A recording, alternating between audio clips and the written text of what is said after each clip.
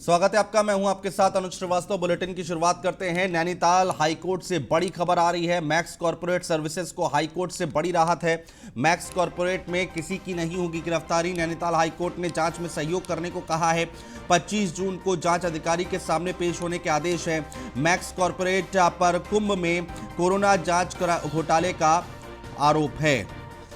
तो ये बड़ी खबर हम आपको बता रहे हैं, नैनीताल हाईकोर्ट से आ रही है। 25 जून को जांच अधिकारी के सामने पेश होने के आदेश है। मैक्स कॉरपोरेट पर कुंभ में कोरोना जांच घोटाले का आरोप है और नैनीताल हाईकोर्ट से ये बड़ी खबर आ रही है।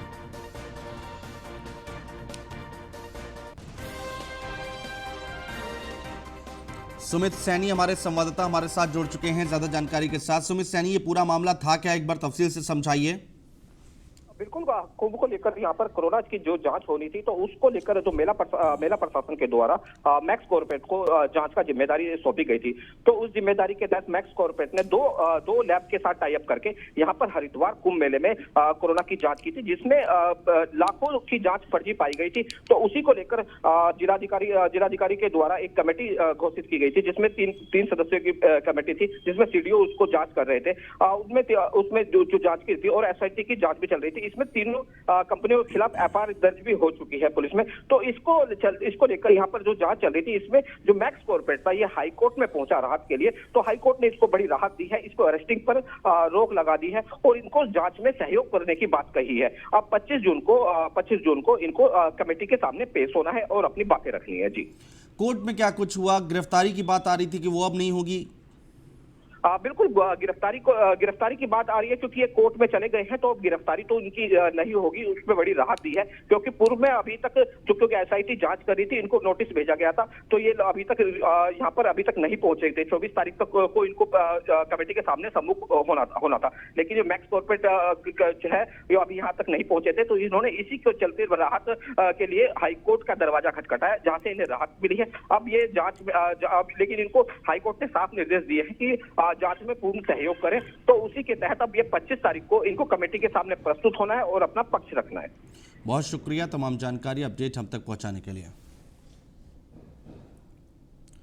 देहरादून से खबर आ रही है, डॉक्टर श्यामा प्रसाद मुखर्जी का बलिदान दिवस आज है। बलिदान दिवस कार्यक्रम में सीएम तीरथ शामिल हुए हैं। सीएम ने श्यामा प्रसाद मुखर्जी को श्रद्धांजलि दी है। मुखर्जी जी चिंतक और भारतीय जनसंघ के संस्थापक थे और डॉक्टर मुखर्जी देश के पहले उद्योग मंत्री थे।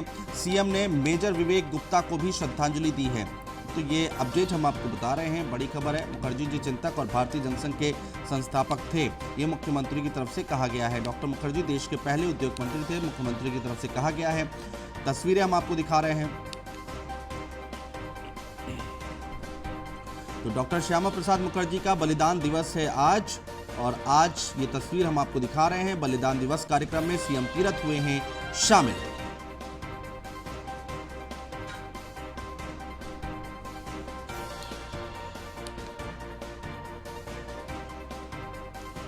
और सीएम ने की है देहरादून विधानसभा क्षेत्रों से संबंधित योजनाओं की समीक्षा। मुख्यमंत्री ने दिए हैं योजनाओं को क्रियान्वयन में तेजी लाने के निर्देश। समीक्षा बैठक में कई कैबिनेट मंत्री मौजूद रहे हैं। अधिकारियों को निर्माण कार्यों में तेजी लाने के दिए हैं निर्देश। नालों को अंडरग्राउंड करने के लिए प्रस्ताव तैयार करने के निर्देश दिए हैं। सड़कों और पेयजल योजनाओं के कार्यों में तेजी लाने के निर्देश दिए गए हैं। तो क्या कुछ निर्देश जारी किए गए हैं मुख्यमंत्री की तरफ से, वो हम आपको बता रहे हैं।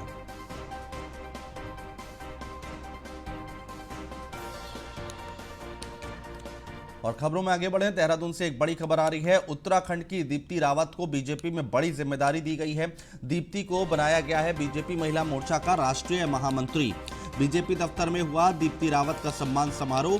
कई कैबिनेट मंत्रियों ने दीप्ति रावत को दी है बधाई। ये बड़ी खबर हम आपको बता रहे हैं, अहम खबर है। बीजेपी दफ्तर में दीप्ति रावत का सम्मान समारोह हुआ है। कई कैबिनेट मंत्रियों ने दीप्ति रावत को बधाई दी है और भारतीय जनता पार्टी में दीप्ति रावत को एक बड़ी जिम्मेदारी सौंपी गई है।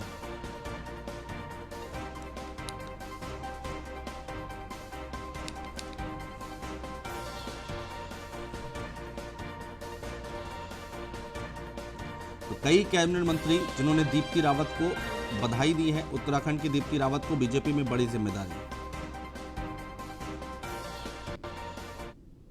संगठन में उत्तराखंड में काम होता है तो संगठन हमारे प्रदेश में बहुत अच्छे से काम करता है पहले से ही। हम प्रदेश में देखें, जिले स्तर पे देखें या इकाई स्तर पे देखें, हमारे पास महिलाओं की टीम हर जगह है। प्रदेश में भी बहुत अच्छी टीम है, जिले में भी है और इकाई स्तर पे भी है। तो उसी को और कैसे मजबूत किया जा सके, या हमें, क्योंकि मुझे जिम्मेदारी अब देश भर की मिली है, या देखते हैं किस तरीके से कौन सा स्टेट, किस राज्य की जिम्मेदारी मुझे मिलती है, तो उसी तरीके से उसको आगे लिया जाएगा। लेकिन प्रदेश में भी किस तरीके से महिलाओं में, और मैं कहूँगी कि बहुत उत्साह आए, और है भी, सब में बहुत उत्साहित भी हैं, और सब लोगों में एक काबिलियत भी है कि वो आगे कुछ कर सकती हैं, और क्षमता भी है हमारी महिलाओं में। क्योंकि देखिए, पहाड़ की जो महिला है वो बहुत सारी चीज़ें, उसमें बहुत सारी काबिलियत है, क्योंकि बाहर का काम भी देखती है और अंदर भी करती है, तो बहुत। और चारधाम यात्रा को पूरी तरह से खोलने के समर्थन में अब यूपी के सांसद साक्षी महाराज भी सामने आ गए हैं। उन्होंने सरकार से देश दुनिया के श्रद्धालुओं की आस्था और उनकी मांग को देखते हुए जल्द से जल्द चारधाम यात्रा का संचालन शुरू करने की मांग की है। साक्षी महाराज का मानना है कि महामारी अपनी जगह है और आस्था अपनी जगह है। साथ ही महामारी से बचाव करते हुए आस्था को ठेस न पहुंचे, इस प्रकार की व्यवस्था सरकार को करने की जरूरत है। यहां पर आपको बता दें कि साक्षी महाराज ने ऋषिकेश स्थित निर्मल आश्रम में महंत राम सिंह महाराज से मुलाकात भी की है, और इस दौरान उन्होंने इनसे बातचीत करते हुए चारधाम यात्रा का संचालन शुरू करने की बात कही है, जिससे पर्यटन पर आधारित उत्तराखंड के लोगों को रोजगार मिल सके।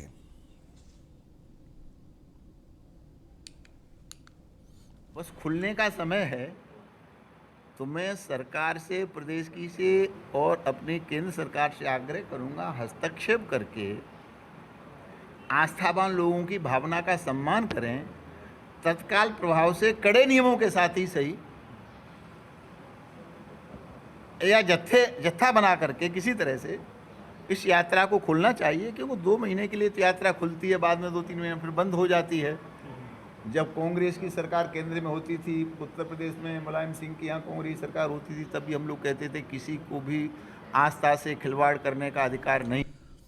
धर्मनगरी हरिद्वार में 2010 में विधायक फंड से बने पुस्तकालय के निर्माण में हुए घोटाले का मामला हाईकोर्ट पहुंच गया है, और जिससे न केवल डीएम सीडीओ के साथ ग्रामीण अभियंत्रण सर्विस के अधिशासी अभियंता की मुश्किलें भी बढ़ सकती हैं। इसके साथ ही बीजेपी के विधायक और प्रदेश अध्यक्ष मदन कौशिक की भी मुश्किलें बढ़नी तय हैं। आपको बता दें कि विधायक मदन कौशिक के विधायक का फंड से हरिद्वार में 16 पुस्तकालय का निर्माण किया गया था। इनके निर्माण को लेकर उस समय भी विवाद हुआ था और घोटाला सामने आया था, जिसकी क्षतिपूर्ति जिला अधिकारी और अन्य अधिकारियों के वेतन से की गई थी। ये मामला एक बार फिर से तब सुर्खियों में आया है जब याचिकाकर्ता द्वारा उक्त घोटाले की जांच सीबीआई से कराने को लेकर हाईकोर्ट नैनीताल में अपील की गई है। इस मामले में नैनीताल हाईकोर्ट में राघवेंद्र सिंह चौहान की खंडपीठ में एक अहम सुनवाई होनी है।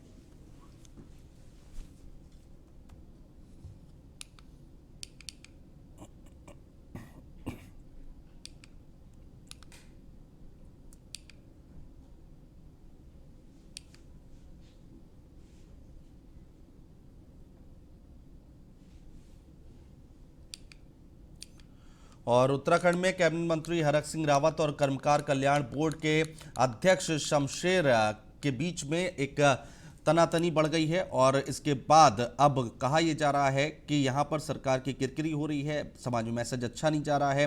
हरक सरकार पर सत्याल को कर्मकार बोर्ड से हटाने के लिए दबाव बना रहे हैं, और इस मामले में हरक सिंह को कई कैबिनेट मंत्रियों का भी साथ मिल रहा है। हरक सिंह का आरोप है कि त्रिवेंद्र सिंह रावत के इशारों पर सत्याल काम कर रहे हैं। शमशेर और हरक के बीच घमासान, कर्मकार बोर्ड बना जंग का मैदान, सरकार में वर्चस्व की लड़ाई, बीजेपी संगठन ने दूरी बनाई। उत्तराखंड कर्मकार कल्याण बोर्ड में चल रहा विवाद बढ़ता ही जा रहा है। कर्मकार कल्याण बोर्ड के अध्यक्ष शमशेर सिंह सत्याल और कैबिनेट मंत्री हरक सिंह रावत के बीच वर्चस्व की जंग तेज होती जा रही है। घमासान इतना बढ़ गया है कि हरक सिंह को भवन में चले गए हैं और उन्होंने सरकारी कार्यक्रमों से भी दूरी बना ली है। हरक सिंह चाहते हैं कि सरकार सत्याल को कर्मकार बोर्ड के अध्यक्ष पद से हटा दे। मैं मुख्यमंत्री से हम कह चुके हैं, मैं कह चुका हूं, चौफाल जी कह चुके हैं, प्रदेश के अध्यक्ष जी बोल चुके हैं कि भाई जब आपने सबको अध्यक्षों को हटा दिया तो फिर उससे भारतीय जनता पार्टी में कार्यकर्ताओं में भी एक मैसेज गलत जा रहा है कि कुछ को आप रख रहे हो, कुछ को हटा दो। तो मैं सोचता हूँ कि माननीय मुख्यमंत्री जी इस पे निर्णय ले रहे हैं।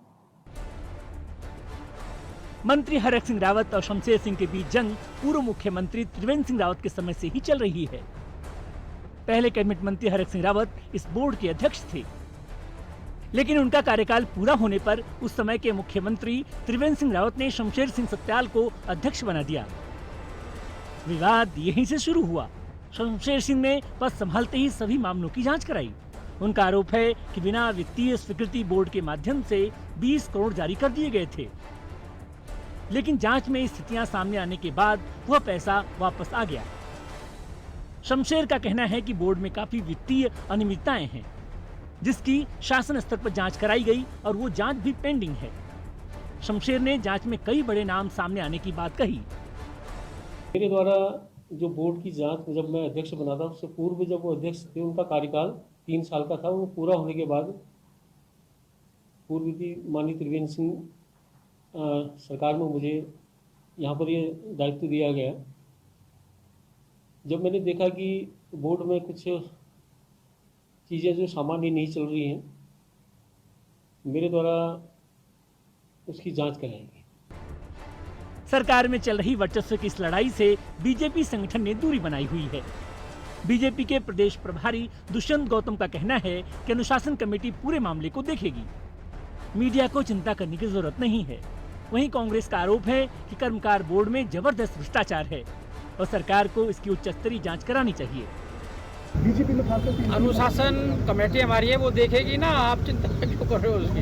हमारी कमेटी देखेगी, आप चिंता नहीं करो। अभी कोई अनुशासन नहीं टूटा है, अपनी बात रखी है। मीडिया वाले आप कैच कर लेते हो, ज़्यादा कर लेते हो, बस यही फर्क है। देखिए, सरकार में जिस तरीके से अंतर्विरोध चल रहा है, हालत ये है कि कई मंत्री जो है अलग अलग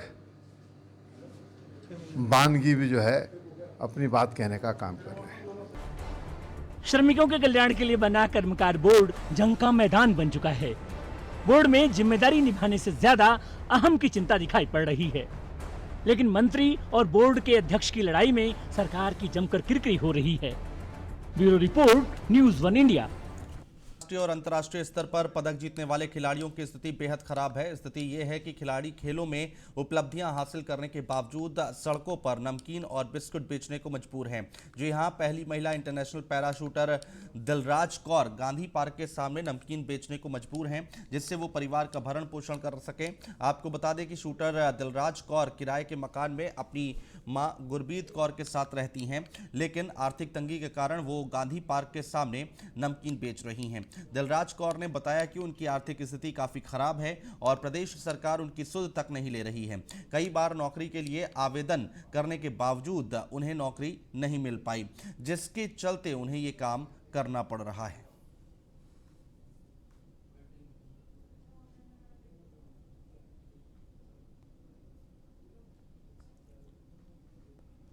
इंडियन पैरा वुमेन शूटर हूँ, first sports educator, special educator sports हूँ। अच्छा करियर था, फिर पिताजी बीमार हो गए, उनकी बीमारी में काफ़ी घर के हालात ख़राब होने लगे। ब्रदर का भी एक्सीडेंट हो गया, उसके भी अभी 3 फरवरी में वो भी नहीं रहे। तो जो एक फैमिली का जो फाइनेंशियल स्टेटस था वो ख़राब हो गया। अब क्या, हमारे घर में कमाने वाला कोई नहीं, मैं और मेरी मदर है।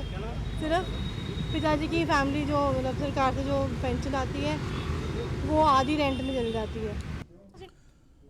और मुनी की रेती के पूर्णानंद इंटर कॉलेज परिसर में ऑफलाइन वैक्सीन नहीं लगाने पर 2 युवकों ने डॉक्टर के साथ गाली गलौज और मारपीट कर दी, जिसके बाद डॉक्टर्स ने पुलिस थाने में इसकी शिकायत दर्ज कराई है। वहीं पुलिस ने आरोपियों पर मुकदमा दर्ज कर युवकों को गिरफ्तार कर लिया है।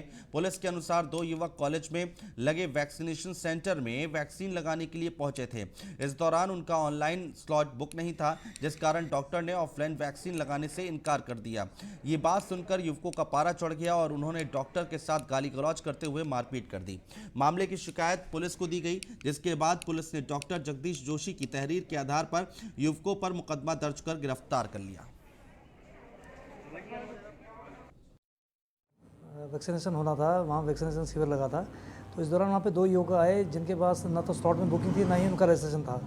तो वो चिकित्सक से जो वहाँ पे प्रभारी थे डॉक्टर जगदीश जोशी, उनसे जो है उनसे मिसबिहेव करने लगे। इस पर उनके द्वारा जो है उनको मना किया कि आपका इसमें स्लॉट में नंबर नहीं है, ना ही आपका रजिस्ट्रेशन है। तो इस दौरान डॉक्टर जोशी के साथ उन्होंने अभद्रता की और हाथापाई की। तो उनकी द्वारा शिकायत दी गई डॉक्टर जोशी के द्वारा, और शिकायत के आधार पर जो है थाने पर उनके खिलाफ मुकदमा पंजीकृत किया गया है। कोरोना काल में गरीब और असहाय लोगों तक हर संभव मदद पहुंचाने के लिए पौड़ी पुलिस ने एक पहल की है। मिशन कम्युनिटी बास्केट पहल से प्रेरित होकर लैंसडाउन के छात्र संगठन ने भी गांव-गांव तक जरूरी सामग्री पहुंचाकर गरीबों की मदद की है।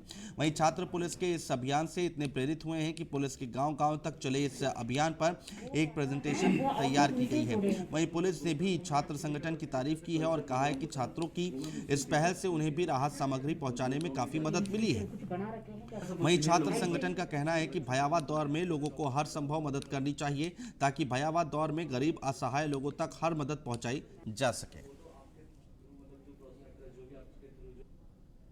कि जो कम्युनिटी बास्केट के थ्रू जो इनिशिएट जो चलाया गया है एसएसपी मैडम द्वारा, इस पे क्या था कि जो कोरोना काल में जो लोग पीड़ित थे, जो भुखमरी से पीड़ित थे, जिन पे रिसोर्सेज प्रॉपर तरीके से पहुंच नहीं पा रहे थे, तो इस इनिशिएट से उन लोगों की काफ़ी मदद हुई है। तो हमारे द्वारा जो हमारी टीम है वी आर द लाइट, तो इनके जो ग्रुप मेंबर सारे हम यंगस्टर हैं, सारे बच्चे हैं, स्टूडेंट्स हैं। तो हमने काफ़ी विलेजेस में जाके जब बच्चों को कॉपी किताब के लिए इक्विपमेंट जब हमने दिए उनको, तो लोगों ने हमें काफ़ी बताया कि आपकी तरफ से, पुलिस की तरफ से भी हमें बहुत एड मिली है कि जैसे राशन हो गया, मास्क हो गया, सैनिटाइज़र हो गया, और इस तरीके से मतलब काफ़ी मदद उनको। कोविड के दौरान यहाँ पर पौड़ी पुलिस द्वारा हमने कम्युनिटी बास्केट वाला सिस्टम यहाँ पर शुरू किया था।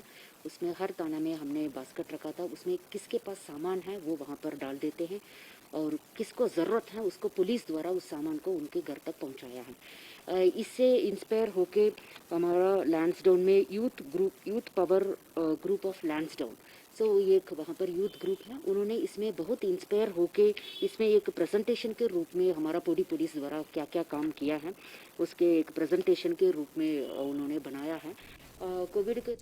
और फिलहाल हमारे इस बुलेटिन में इतना ही। नमस्कार।